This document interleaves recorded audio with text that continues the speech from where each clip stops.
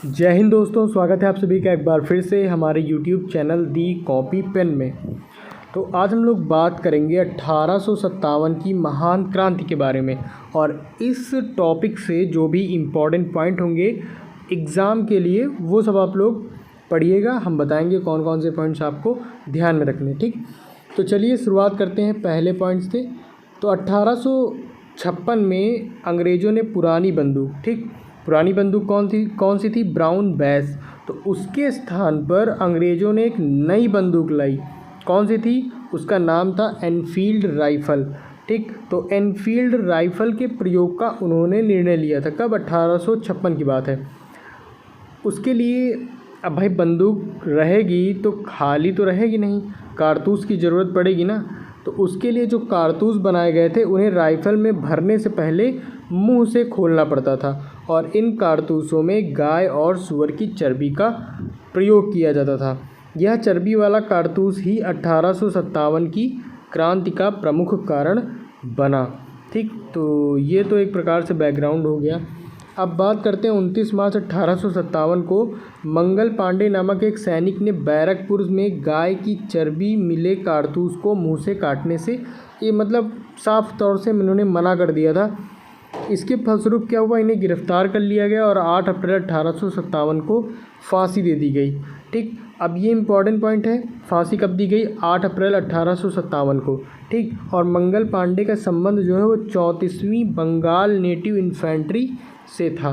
तो ये पॉइंट आपको ध्यान में रखना है, ठीक। इसके बाद नेक्स्ट पॉइंट की बात करें तो 10 मई 1857 के दिन मेरठ की पैदल टुकड़ी एनआई से 1857 ईस्वी की क्रांति की शुरुआत हुई। तो क्रांति की शुरुआत आपको याद रखनी है 10 मई 1857 मेरठ से, ठीक। और 20 एनआई 20 नेटिव इन्फेंट्री से 1857 में इस क्रांति की शुरुआत हुई। और एक और इम्पॉर्टेंट पॉइंट कि 1857 में क्रांति के समय जो भारत का गवर्नर जनरल था वो लॉर्ड कैनिंग था, ठीक। ये तो आप ध्यान में रखिएगा।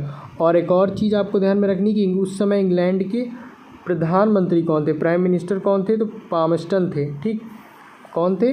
पामस्टन। अब यहाँ पे एक नोट करके पॉइंट लिखा हुआ है, इसको भी पढ़ेंगे। तो अंग्रेजी भारतीय सेना का निर्माण 1748 ईस्वी में आरंभ हुआ। उस समय मेजर स्ट्रिंजर लॉरेंस को अंग्रेज़ी भारतीय सेना का जनक कहकर पुकारा गया, ठीक। तो ये कुछ बातें थी। आगे बात करते हैं कि कौन से पॉइंट इम्पॉर्टेंट है। तो 1857 की क्रांति की असफलता के उपरांत अंग्रेज़ सेना में अंग्रेज सैनिकों और पदाधिकारियों की संख्या में क्या कर दी गई? वृद्धि कर दी गई। बंगाल की सेना में भारतीयों और अंग्रेज़ों की जो सेना थी उनका अनुपात 2:1 रखा गया और बम्बई और मद्रास की सेना में यह अनुपात 5:2 का हो गया। अब 1857 के मामले की जांच हेतु पील कमीशन को नियुक्त किया गया। तो ये आप याद कर लीजिए, ठीक, पील कमीशन को नियुक्त किया गया। अगले पॉइंट की बात करें तो बिहार, अवध तथा अन्य उन स्थानों के व्यक्तियों को जिन्होंने 1857 की क्रांति में भाग लिया था गैर लड़ाकू घोषित किया गया और सेना में उनकी संख्या कम कर दी गई तथा सिख, गोरखा और पठानों को जिन्होंने 1857 की क्रांति को दबाने में अंग्रेज़ों की मदद की थी लड़ाकू जातियाँ घोषित की गई और उन्हें बड़ी संख्या में सेना में भर्ती किया गया। अब एक और नोट आ गया कि भारतीय को सेना में ऊंचे से ऊंचा प्राप्त, मतलब जो पद है उसको प्राप्त होने वाला जो पद था वो सूबेदार, मतलब सूबेदार जो था वो भारतीयों को सबसे ऊंचा पद प्राप्त होता था, जो पद का नाम सूबेदार था।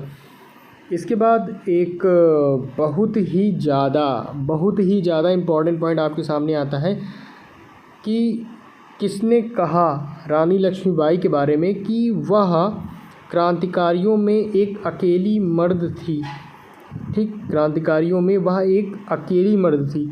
अभी हाल ही में बीपीएससी, ठीक, बीपीएससी द्वारा जो पेपर कराया गया बिहार में प्राइमरी टीचर का, तो उसमें ये क्वेश्चन बना था कि क्रांतिकारियों में वह एक अकेली मर्द थी, किसने कहा था? तो उसका उत्तर क्या होगा?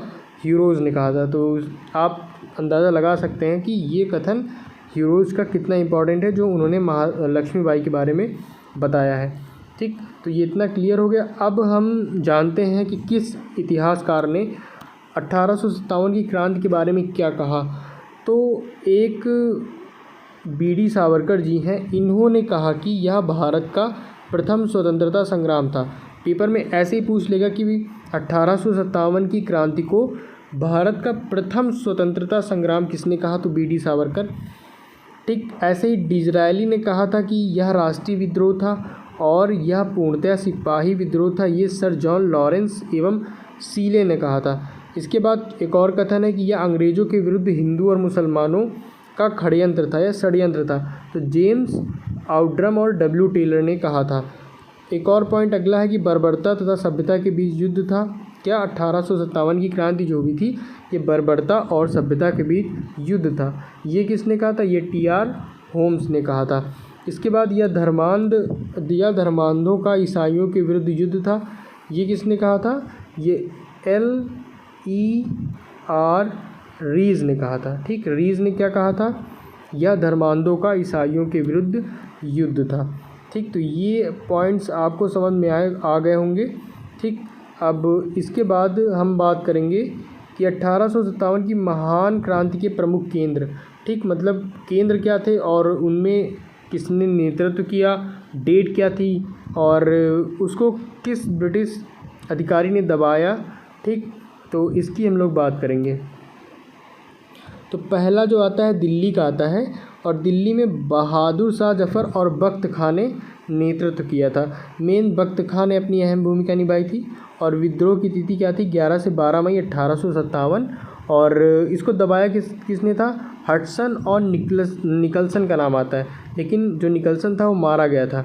ठीक, और 21 सितंबर 1857 को विरोध दबाया गया। तो ये इतना इम्पोर्टेंट नहीं है, फ़िलहाल इम्पोर्टेंट है कि दिल्ली में नायक कौन था वो इम्पोर्टेंट है, और किसने ब्रिटिश नायक मतलब किसने दबाया था, जो क्रांति हुई थी उसको, ये इम्पोर्टेंट है। ठीक, कानपुर से नाना साहेब, ठीक, धुंधुपन जिसे कहते हैं, और तात्या तोपे ये नेतृत्व किए थे। और कैंपबेल द्वारा उस समय ब्रिटिश नायक इनको इस विद्रोह को दबाने के लिए गया था।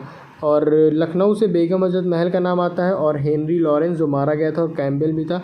अब झांसी में रानी लक्ष्मीबाई आप पढ़ चुके हैं, हीरोज़। और इलाहाबाद से लियाकत अली, जगदीशपुर वेरी इंपॉर्टेंट, कुंवर सिंह। और बरेली से खान बहादुर खान, ये भी बहुत इंपॉर्टेंट है। फैज़ाबाद से मौलवी अहमदुल्ला, ये भी इंपॉर्टेंट है। फ़तेहपुर से अजीमुल्ला, ये भी इंपॉर्टेंट है। ठीक, तो ये तो आपको ध्यान में रखने हैं सारे, काफ़ी इंपॉर्टेंट, भले आपको डेट याद ना हो लेकिन ये तो आपको ध्यान में रखना ही रखना है। इसके बाद तात्या तोपे का वास्तविक नाम जो था वो रामचंद्र पांडुरंग था। ठीक, 18 अप्रैल 1859 में शिवपुरी में अंग्रेज़ों द्वारा इन्हें फांसी पर लटका दिया गया था।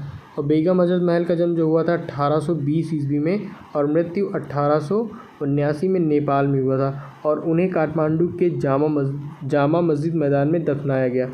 तो यहाँ पर आप लोगों ने बड़े ही शॉर्ट में 1857 की क्रांति को पढ़ा, और मेन इम्पॉर्टेंट ये था जो आपको दिख रहा है ये, और इतिहासकारों के जो मत हुए, और डेट आपको ध्यान में रखनी है, शुरुआत कहाँ से हुई, कारण क्या था, तो ये सारी चीज़ आपको ध्यान में रखनी है। तो फिलहाल आज की वीडियो में इतना ही है, और वीडियो में अंत तक बने रहने के लिए आपका बहुत बहुत धन्यवाद। मिलते हैं हम लोग अपने नेक्स्ट वीडियो में एक नए टॉपिक के साथ। तब तक आप ये अच्छे से पढ़िए, स्वस्थ रहिए, मस्त रहिए, और कायदे से पढ़ाई को निरंतर जारी रखिए। ठीक।